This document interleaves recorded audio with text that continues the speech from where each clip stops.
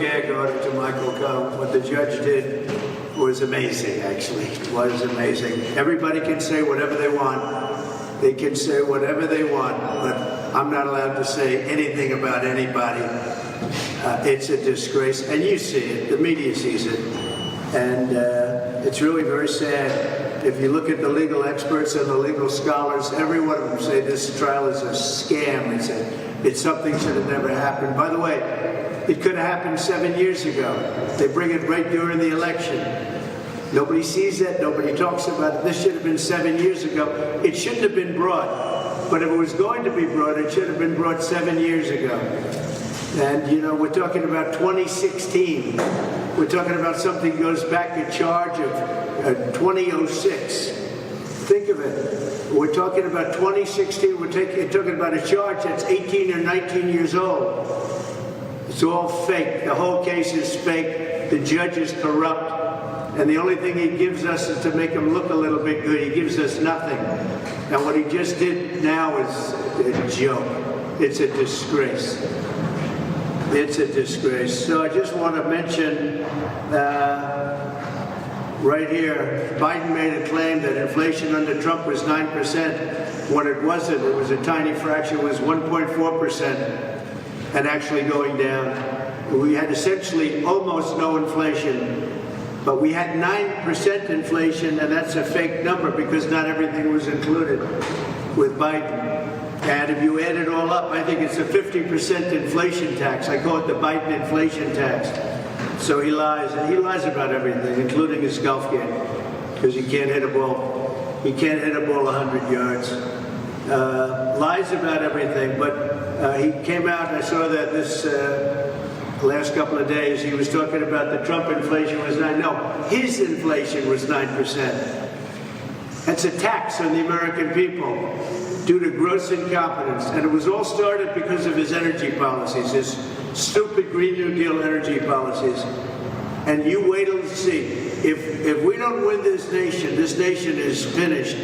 You wait till you see what would happen, because all of that stuff will be closed up. He let a lot of my energy policies go through because energy was starting under what they were doing, starting to go up so high. So he let a lot of them continue, including the drilling, because the prices were going so high for gasoline and energy.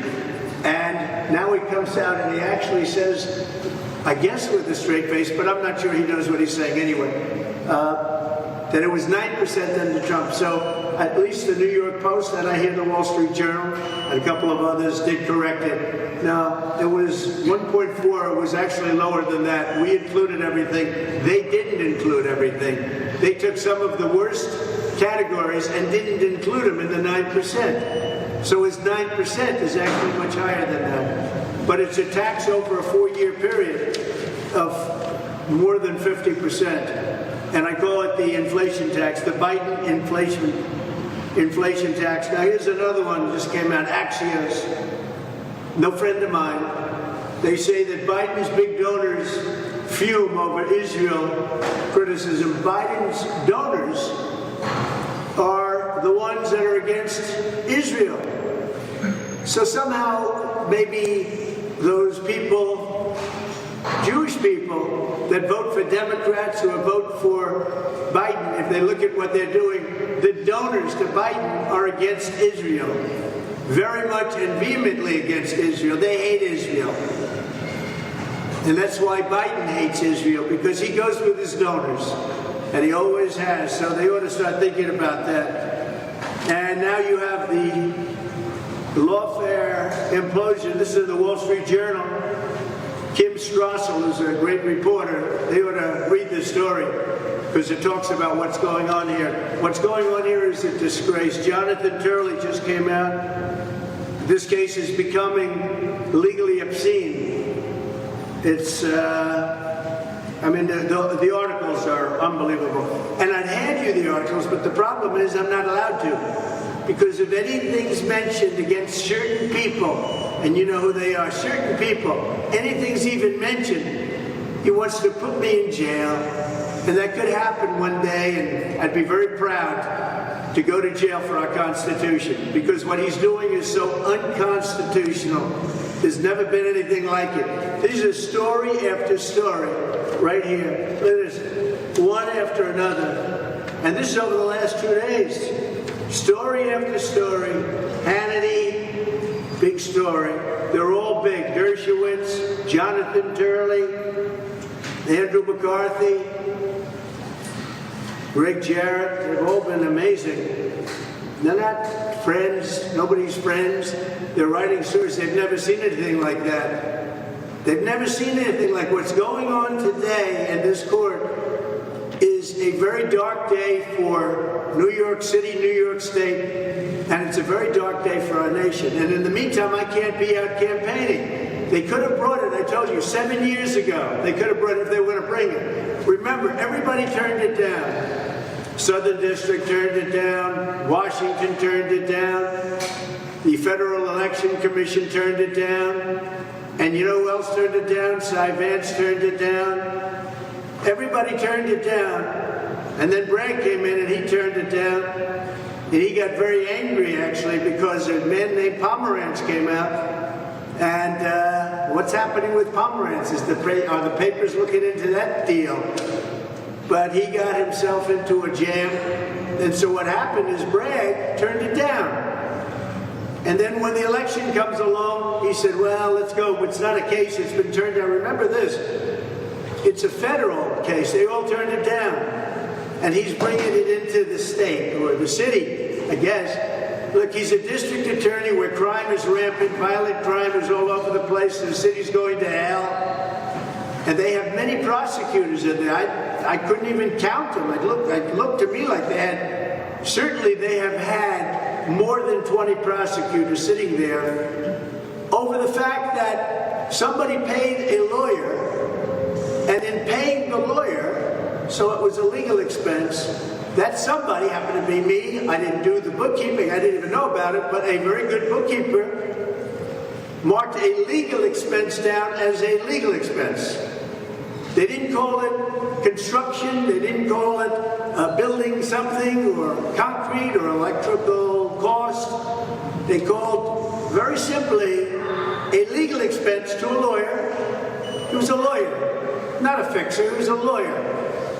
Legal expense to a lawyer, they called it legal expense. They said it was marked incorrectly. What else would you call it?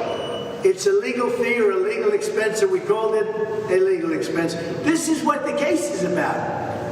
And it's not about all of the other stuff that you've been seeing, because we're using that to attempt, it's had no impact because it's so old, attempt to do something to me politically. But the good news is the people understand that our poll numbers are the highest they've ever been, and it's ridiculous that I'm not going to be out campaigning for another week or two as these thugs, these corrupt thugs, and that includes the judge. He should throw this case out. This case should go no further. Every legal expert, the ones I named and many more, Calabrese, another one, many of them. They came out and they said this case should not go forward. It's not a case. There's no crime. There is no crime. And they failed to show a crime. This is election interference. It all comes out of Washington. They have their reps here. You know, they have their reps here. I'm sure you know that. But this all comes out of Washington. It's to damage crooked Joe Biden's political opponent, happens to be me. And we're leading big in the polls, and the American people get it. It's a scam. So tomorrow we're doing a big rally, and it's going to be in Wildwood, New Jersey. We're going for the state of New Jersey. We think we can win New Jersey, and we think we can win a lot, because what's happening in our country is horrible. Between inflation and the horrible economy. And the only reason, by the way, the stock market goes up is that I'm leading in all the polls. If I weren't leading, the stock market would be way down. But I'm leading, and based on the fact that I'm leading, the stock market is up. And if I didn't win, you would have a crash like 1929. Mark my words, I've been right about everything. If I didn't win, you would have a crash like the crash of 1929, because the people that are running our government right now are corrupt and incompetent. Thank you very much, everybody.